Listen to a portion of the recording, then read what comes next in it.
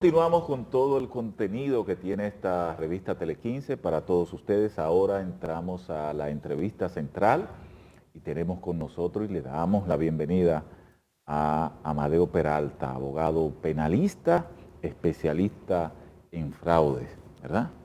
Especialista en fraudes. Me senté mal. ¿Por qué? Él había que echarlo más para allá. Ese hombre tiene unos problemas. Hay un diputado que lo anda buscando. ¿Qué va? Amadeo, ¿cómo hay que saludar está? a los amiguitos así. Hola Amadeo, qué bueno que estás aquí. Gracias, gracias. Agradecido de la invitación y así como dices, con las únicas personas que yo pueda tener problemas es con todo el que se porte mal, porque yo hago lo posible por ponerlo en su puesto. Y por portarte bien. Y por ¿verdad? portarte bien, porque entonces estamos nosotros ahí para mirarte. Exacto. Por cierto, a propósito, Amadeo, de portarte mal y de portarse mal, Ay, no me asustes. no, de portarse mal. Recientemente se aprobó en la República Dominicana la ley de extinción de dominio. Una ley que saltó a la palestra por el tema legal, el tecnicismo que esto implicaba y que algunos abogados han establecido que es una ley que nació natimuerta porque iría a parar al Tribunal Constitucional. Como usted es especialista en el área, ¿cuál es su opinión sobre esto?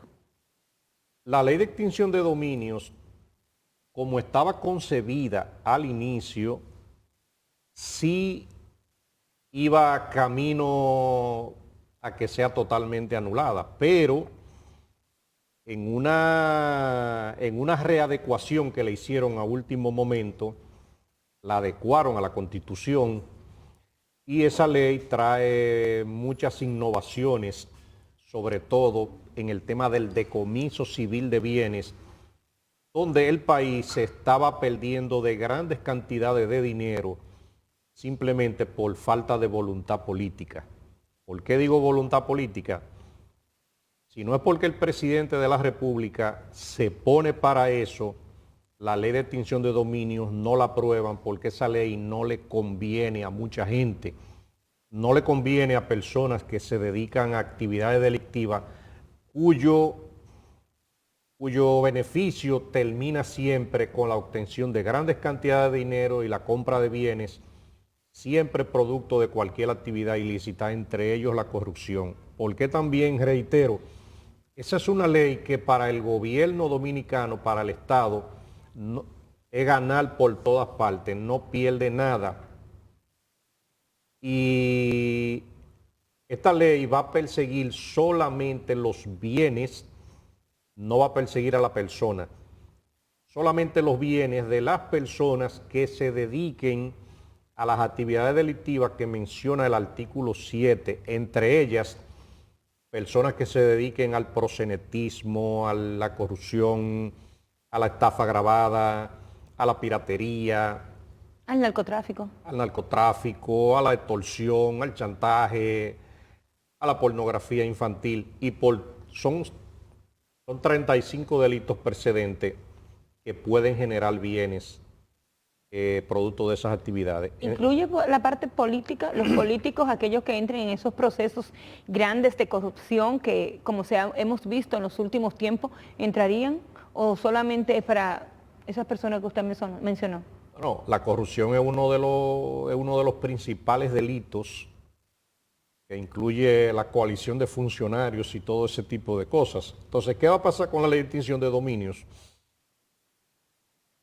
La ley de lavado de activos sigue vigente con todas sus consecuencias legales para perseguir durante 20 años la comisión de muchos de los delitos que se cometen en esas diversas modalidades. Ahora, habían algunos aspectos, ustedes recuerdan los casos de los narcotraficantes. Ajá. Que eran extraditados a los Estados Unidos. Sí.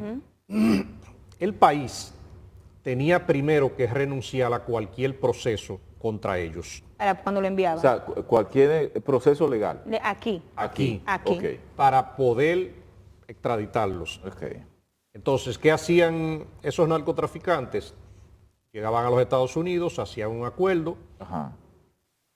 Algunos tal vez duraron 5 años, otros 8, pero cuando vinieron al país, los ejemplos están ahí, los tribunales tuvieron que pronunciarse y devolverle los bienes que tenían aquí. Caso Quirino, por ejemplo. Caso Quirino. Caso Quirino. Caso el coronel de la policía que se fue, ¿verdad? En extradición, o se fue, no, lo mandaron en extradición. Él dijo que se iba fuera. Retornó a la República Dominicana, le devolvieron parte de los bienes y estaba reclamándole incluso a la policía que debía reconocerle y pensionarlo.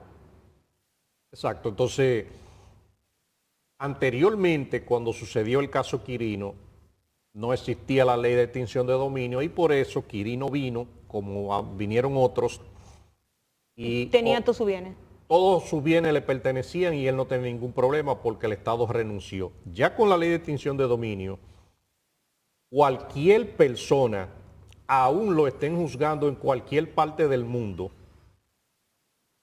cualquier parte del mundo le va a incluir España, Alemania, Francia, Estados Unidos, que tenga un proceso por allá y se determine que hay bienes en la República Dominicana, esos bienes van a ser decomisados en los tribunales de extinción de dominio, será un decomiso civil. Por eso he mencionado específicamente que no va a perseguir a la persona, sino al bien. Por eso no importa si la persona está preso o no está preso por allá. ¿Eso va a entrar en vigencia ahora? O, por ejemplo, para que los televidentes así como que se le aclare la mente, los bienes de César el Abusador. El caso de César el Abusador y cientos de casos no van a entrar en la ley de extinción de dominio porque cuando se emitió el decreto de promulgación de la ley, se estableció que entrará en vigencia dentro de un año. Sí. Aproximadamente el 29 de julio del 2023, los delitos que se cometan a partir de ese día en adelante entran en esa ley.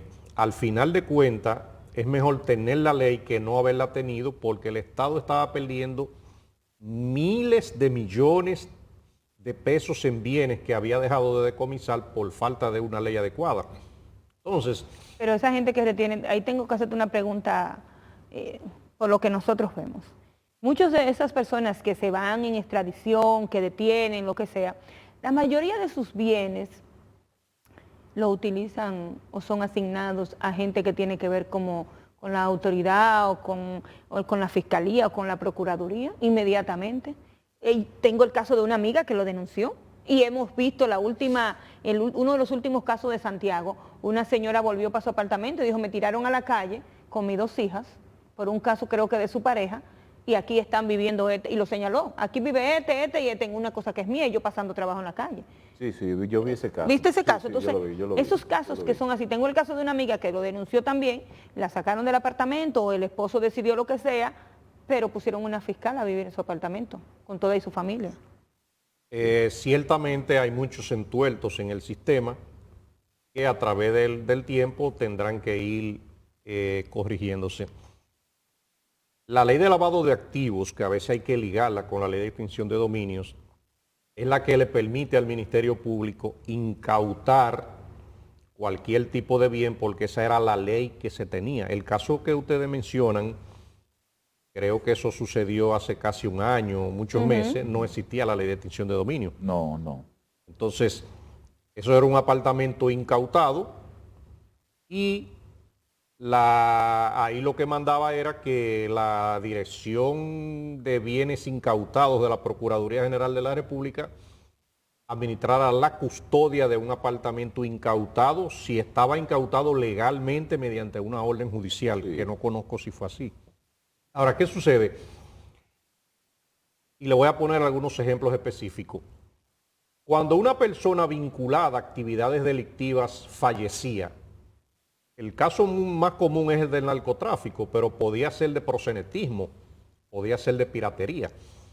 Cuando esa persona fallecía, la ley penal prácticamente extingue el proceso contra esa persona porque un difunto ya no existe. Ya murió. Más sin embargo, había generado bienes. Y esos bienes eran heredados por sus descendientes. Claro. Con la ley de extinción de dominios, el Ministerio Público le va a requerir a esos descendientes demuéstrame el origen lícito que tu ascendiente, tu padre. ¿Y ¿Y cómo tú demuestras un eso? heredero puede demostrar eso? Precisamente si se obtuvo de manera lícita, lo va a poder demostrar. Si su padre o madre lo obtuvo de manera ilícita, el Ministerio Público le va a demostrar que fulano de tal se dedicaba a tal actividad delictiva, obtuvo ese bien y lo dejó de herencia, y por tanto ese bien va a ser decomisado a través de los tribunales de extinción de dominio. Va a ser un procedimiento inclusive muy rápido. Las cortes de apelación en las 32 provincias son las calificadas para llevar los procesos de extinción de dominios, pero también es bueno que el país sepa algo. Se tenía cierto temor porque los 4 proyectos de ley que habían anteriormente iban a establecer la figura del chivato, del calié y del soplón, que iba a tener un beneficio. Le iban a dar, perdón, no era que lo iba a establecer, le iban a dar valor, porque de eso se vive aquí. No, valor no, se iba a hacer jurídicamente la figura. Se le iba a legalizar, perdón, esa es la palabra. Se le iba a legalizar el trabajo de mucha gente aquí, que de soplar y de meter al otro al medio. Exacto.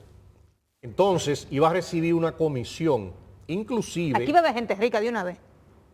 Inclusive, uno de los proyectos de ley establecía un 3% por la denuncia.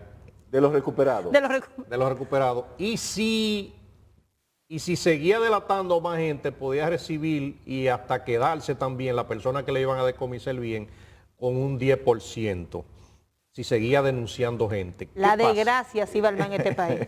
Entonces, ¿qué pasa? Eso dio un giro vertiginoso y complicado, porque ahora todo el que denuncie o lleve una información sobre la existencia de un bien para que sea decomisado, la propia ley estableció que el Ministerio Público está en la obligación de suministrarle el nombre, la cédula y todas las generales de ley a la persona que va a ser afectada por el decomiso, para que él tenga tiempo de defenderse y establecer a lo mejor si tiene o no tiene problema con esa persona. Entonces, ¿qué va a suceder? La ley estableció inclusive prisión de hasta 4 años para esa persona que haga una denuncia falsa. Y alegre. Y alegre. Porque puede ser con intención de hacer daño. Claro. Exacto. Sobre todo por los daños que le pueda causar a la persona intentando decomisar. Pero espérense un momentico, que ustedes los dos tienen un monopolio jurídico en esta entrevista. Hay algo, por ejemplo, Amadeo, usted, abogado. por el tema de la recuperación. No, yo no soy abogado, no, todavía me falta bastante. Amadeo, sí. Pero el Estado, por ejemplo, o este gobierno, anunció la designación de un grupo de juristas que estaría coordinado por Jorge Luis Polanco, creo que es, ¿verdad que sí? Sí. Y que estos abogados iban a hacer un trabajo de recuperación de bienes. ¿Cómo hace? Que el Estado ha dejado de percibir. Entonces... ¿Es una contradicción? Viene y se aprueba la ley de extinción de dominio. ¿En qué está esto? Los abogados, ¿qué han hecho entonces? ¿En qué está ese proceso? La figura de ese equipo de abogados que se creó con la finalidad de acompañar al Ministerio Público y constituirse en actores civiles y darle seguimiento a los procesos de corrupción, con la finalidad de ubicar diversos bienes, inclusive en manos de testaferros, de prestanombres y de cualquier figura que prevé la ley de lavado de activos. Venía a ser como una ayuda, un soporte al Ministerio Público. Okay. La ley de extinción de dominios, como va a entrar en vigencia dentro de un año, por eso le dije anteriormente, todos los casos que hayan pasado donde usted se haya robado todo el dinero que quiera, no va a entrar dentro del ámbito y la esfera de esa ley, porque va a entrar dentro de un año. Sí, el tiempo es muy corto, pero yo siento que el invitado no quiere que yo toque otros temas. Él está hablando de la extensión de dominio y ya, estoy clara. Mire, vamos a hablar un chin, quedan 2 o 3 minutos, vamos a hablar un chin de cómo anda la justicia local. ¿Existen problemas en la Procuraduría o está todo bien? Usted que siempre está ahí llevando sus casos. Bueno, ha sido de manera pública un hecho que ha estado sucediendo, pero nosotros simplemente esperamos que eso se resuelva de la manera más adecuada. ¿Cuál de En todo la, es ese? en la justicia siempre van a haber problemas porque siempre va a depender de la personalidad de cada gente, cómo se maneje, De cada individuo. de cada individuo. Se salió A debajo veces. se salió debajo de una patana, pero no me puedo ir sin que hablemos del último acontecimiento, y es el caso de Alburquerque con el animador Duncan, y quiero verlo ya. Lamentablemente queda muy poco tiempo, pero desde el punto de vista jurídico se dice que él destruyó el arma, la hizo desaparecer. Los videos van a ayudar en esto. ¿Es homicidio o es un crimen? Me gustaría oír su opinión jurídica. Por lo corto del tiempo te lo voy a resumir también rápidamente. Ahí no hay ninguna duda de que ahí hay un homicidio. La prueba es el muerto. Sí. Y el artículo 67 de la ley 631-16 sobre regulación de armas, en el párrafo 1 establece que cualquier delito que se cometa con un arma de fuego ilegal se considerará un delito agravado. Entonces, si la acusación va a ser de homicidio, va a ser de homicidio agravado. Eso es lo que dispone la ley. En el homicidio agravado, el general se va a jugar con una pena mínima de 20 años y con una máxima de 30 según las agravantes que se determinen en la sucesión de los hechos que habían. La destrucción, el ocultamiento y la destrucción de evidencias siguen siendo hechos graves. Ciertamente ahí hubo una agresión brutal contra el general, pero la ley casi siempre lo va a proteger si en el mismo momento de la agresión, él en ese momento se defendía, aunque sea con una silla, con una botella, con una piedra.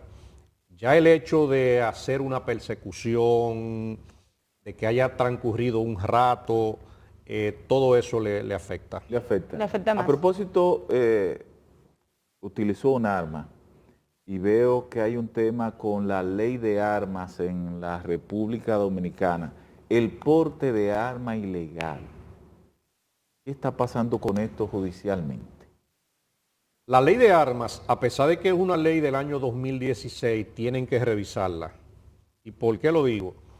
El porte ilegal de armas, por ejemplo, pudiera tener una sanción justa, diría yo, porque establece una pena de 5 años para todo el que lo sorprendan con un arma ilegal. Pero el artículo 67 se quedó corto. Fíjense que esa ley aumenta a 40 años de prisión, algunos casos utilizando un arma ilegal, pero es solamente si durante un atraco una persona usa un arma ilegal y mata a la víctima, se la aumenta a 40 con el arma ilegal. Igualmente si lo secuestra. Pero fíjense el caso, por ejemplo, Orlando Jorge Mera. Orlando Jorge Mera murió con un arma ilegal, pero esa ley se quedó muda y no le aumenta la pena en ningún aspecto. La única pena es 30 años, caso Orlando. Caso Orlando. En el caso del general, si le fueran a aplicar la pena máxima, fuera 30 años. 30 años también. Porque la ley se quedó muda. ¿Qué cárcel le toca al general? Normal. Una cárcel normal, de hecho en Najayo hay pabellones especiales. Ok, bueno, se acabó el tiempo. Vuelva pronto para que aclaremos otros puntos que se nos quedaron. Se me quedaron todos los chismes de la Procuraduría, usted no me contó nada, pero tiene que volver para que me lo cuente. Yo sé que usted vive de eso, pero el público merece saber qué es lo que pasa ahí. Espero su invitación. Señores, es que hay una amistad detrás de esta entrevista y él sabe que yo lo iba a meter para lo hondo, pero salió como pudo. Si Dios lo permite, nos reencontramos mañana. Gracias por su sintonía.